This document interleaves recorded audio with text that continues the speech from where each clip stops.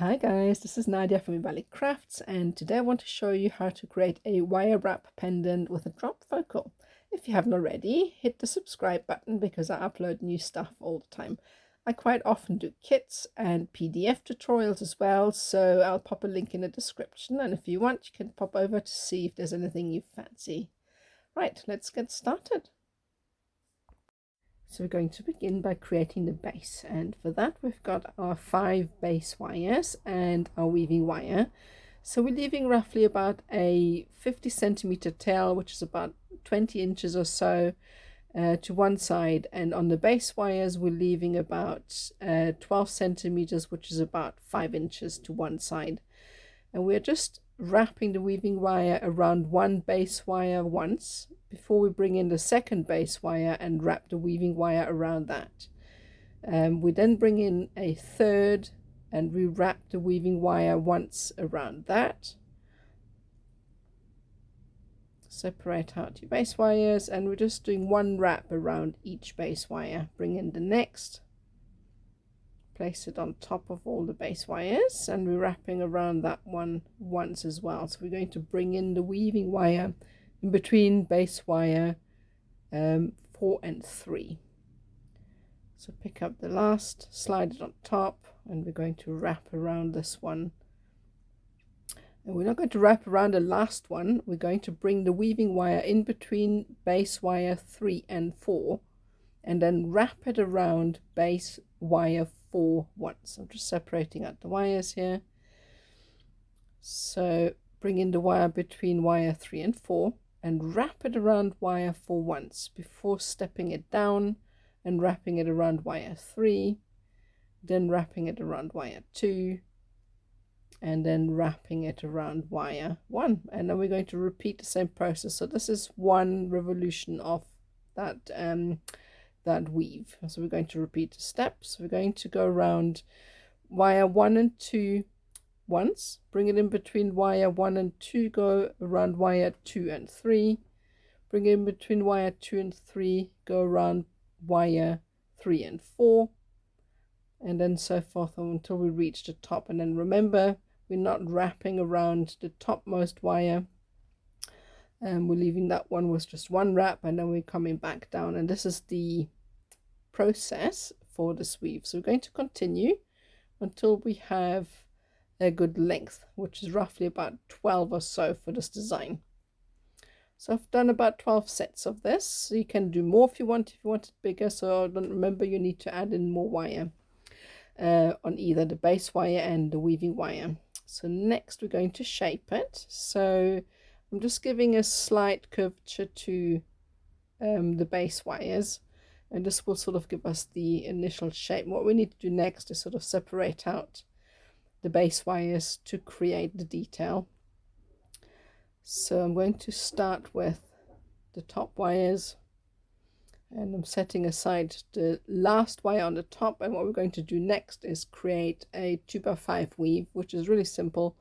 It goes around the 2 base wires twice before going around the bottom base wires 5 times. This is where the 5 comes in, and this is it. So we're going to repeat this until we've got enough of this to create our first detail.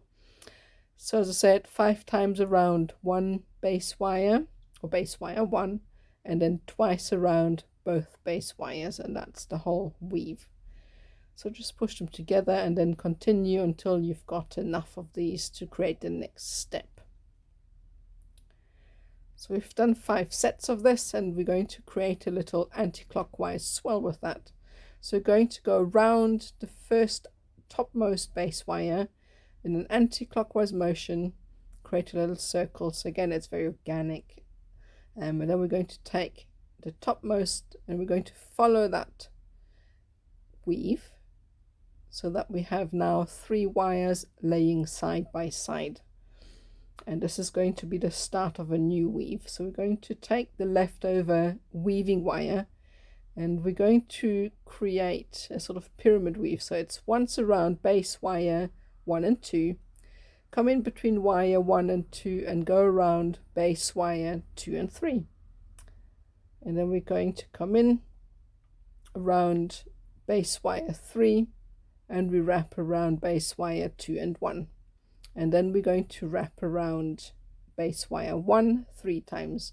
You can do this and the sort of wrap around the first base wire more wraps if you want to make it a bit more spacious than weave, but this is the design I chose. So we're going to repeat this process until we've got enough of a weave for the next step. So keep it nice and tight. Just going to push it together. So again here I'm going around the base wire 1 3 times, and every now and then I will use my pair of pliers to adjust the weave just so it's neat and tidy. And then we're going to just continue with this until we've got enough. That's what it looks like so far. So I've done 4 sets, and now we're going to move on to the bottom 2 wires. And again, we're going to create a very simple 2x5, which is twice around your base wires. So separate them out, and then we're going to go 5 times around base wire number 1, and then we'll repeat this until we have enough weave to create the next step, which is another swirl. So always tend to bring in a pair of pliers to push the weave together. Some people don't have to do it. I don't weave neat enough. I have to push the weaves together all the time, so I tend to bring these in. So we're going to continue with that. Here we go, push these in a bit, and then we're going to continue. So I've got enough, I think it's about 4 weaves of this, and we're going to fold this backwards on itself and around the first swirl we've created, and then we're coming back down from behind the whole weave. So fold it down, and this will create a little detail here, and then we've got 2 base wires from the bottom. Now we're going to continue with weaving on these 2 wires for now. So that's what it looks like, and once again we are creating 2x5s. So we're starting with 5 wraps around the bottom wire, which is base wire 1. So 5 wraps and 2 wraps around both base wires, and then we start fresh by creating 5 wraps around base wire 1.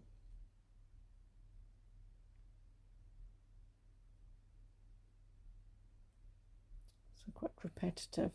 Push the weaves together. I'm just going to continue with this until we have enough set. So sometimes the weave tends to disappear behind the design, so you just need to push it in and maybe adjust a little bit and add in a couple of weaves or 2 depending on how you want your design to look if it's not long enough. So we're going to continue with this until we've got enough for the next step. So I've roughly done about 8 of that, and we're going to create a anti-clockwise swirl just below the first swirl again, and this is to create a little detail at the bottom of this design. And what we're going to try and do next is to line these weaves up. So you can see here I don't have enough of the 2x5s to quite reach the top yet, so we need to adjust, and I'm just going to add a couple of more in until I've got the same length as I have with the top weave, so that we can then combine them together. So I've added a few in, and you can do the same. You can just add in enough until those 2 wire endings meet up. And what we're going to do next is join these 2 sets of wire together, and if you have enough weaving wire left, we're going to use the weaving wire from the 2x5, and all we're doing here is wrap the weaving wire once around each base wire from the point of the 2x5 weave. So come in between each wire and wrap it around each wire once, and it's exactly the same weave as we did on the other side. So we're going to leave the top one with just 1 wrap, and on the way down we just wrap around each wire once. So each wire once, And then on the way back up, it's around 2 wires once. So come in between 1 and 2, wrap around wire 3 and 4, and then wrap around wire 4 and 5. And on the way back, it's just 1. And we're going to continue with this weave until we have leveled up that side to match the amount of weaves on the opposing side to create a circle.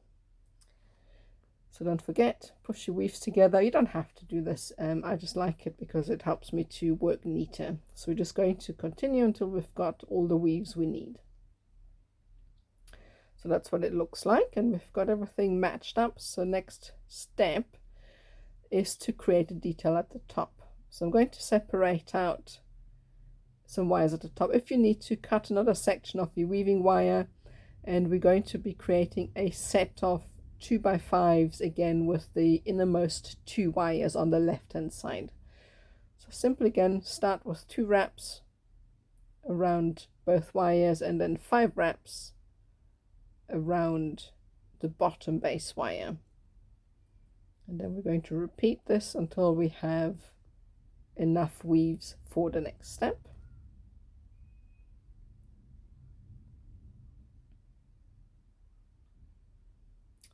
These in, and that's what we've got. So now we're going to create an anti-clockwise swirl, nice and tight on the inside, and then we're going to fold this upwards, and that's the first detail created, and that's what it looks like so far.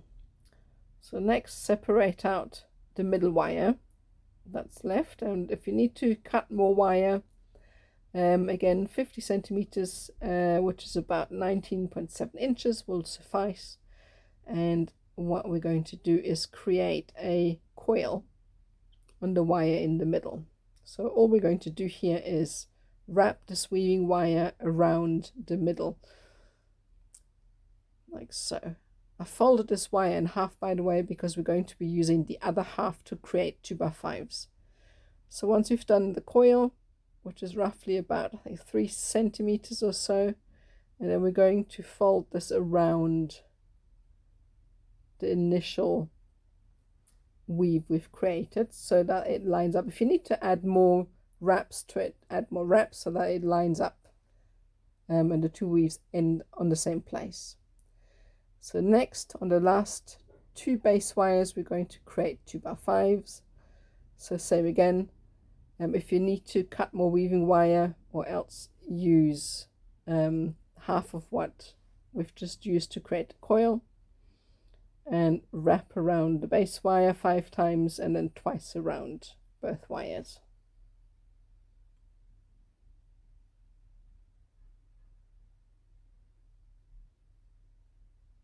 So just continue that until we've got enough of a length to create the next coil.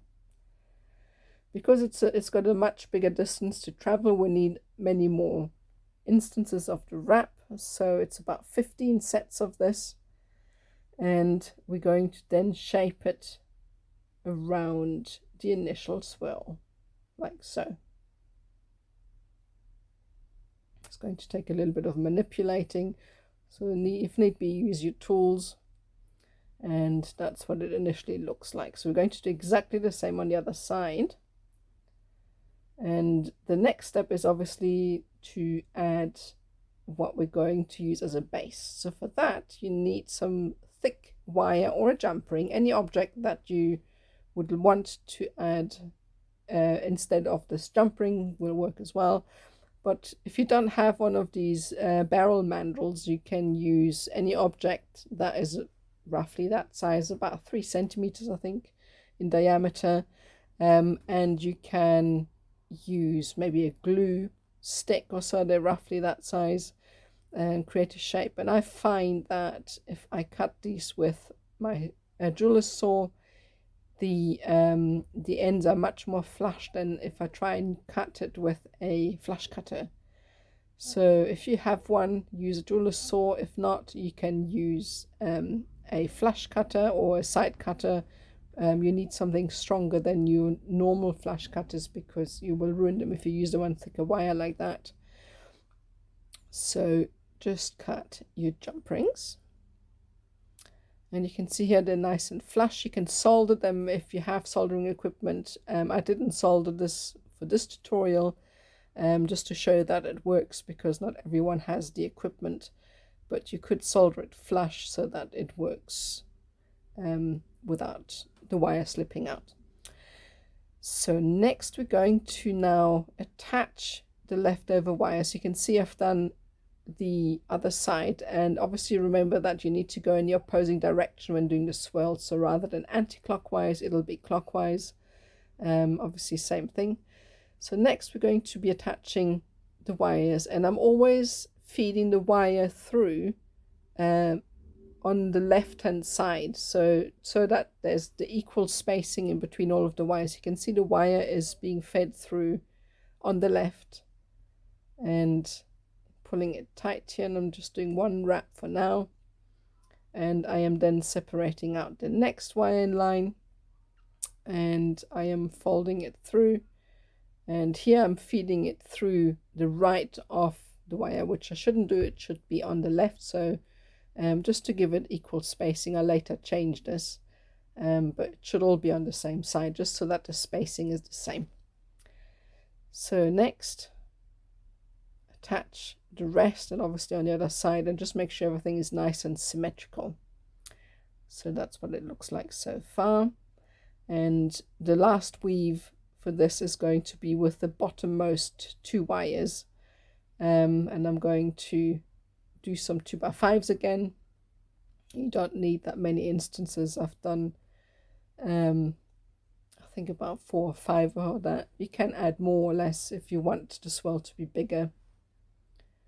So I'm just creating my 2x5s.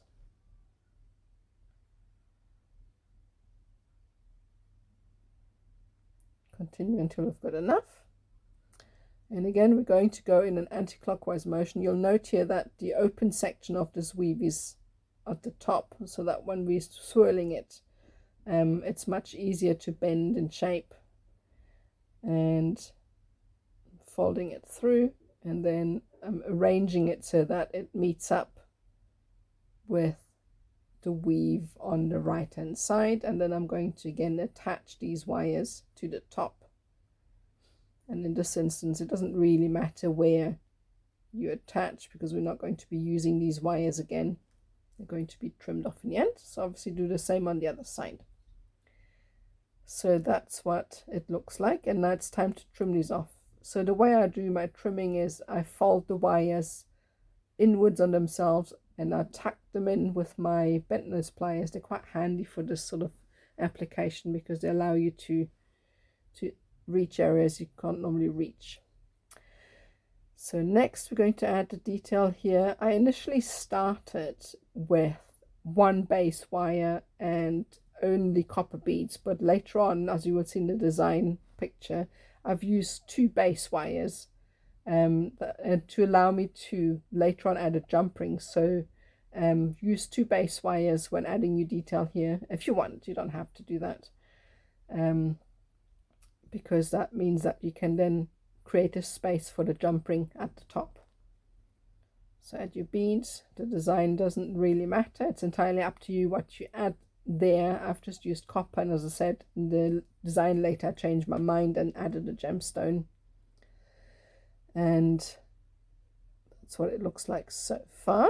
So next I've got my focal bead, and I'm going to create a very simple rosary link, so wrapped loop. I'm not going to close it because I want to attach it directly to the jump ring. So I'm creating the loop, half create the loop, and slide it onto the jump ring, and then once everything is attached, I'm closing off the loop and trimming off the wire. And this will allow me to use a bigger bead, because if you add a jump ring in between, it will just use up space. There we go. So that's what it looks like so far. And the last step is obviously to trim off all your wires. I forgot about the detail in the bottom here. So obviously use some 0.4 wire, which I haven't, it's wire that I haven't trimmed off before, so it's already in place. So lastly is to finish off the wraps. So what I do before I cut the wires off is I wrap them around themselves to allow me to tighten up the wires, and this will also mean that once you cut the wires, they don't really become unraveled because they are wrapped tightly around themselves, and that will secure everything. So I'm going to do the same at the bottom, and obviously lastly trim off all the wires that you have sticking out and make sure they're nice and flush, and that's where these wires come in, and that's the whole design. So I hope you enjoyed this. Thank you so much for watching. If you'd like to see what I get up to, you can visit me on my Instagram, Facebook, TikTok, under Imbali Crafts. I do have an artist group for wire wrappers and fabricators, which is called at the moment Wire Wrap and Jewelry Artists Worldwide. If you have any requirements for square and half round wire, other tutorials and so forth, you can visit my my website or my Etsy shop. And that's that. Thank you so much for watching.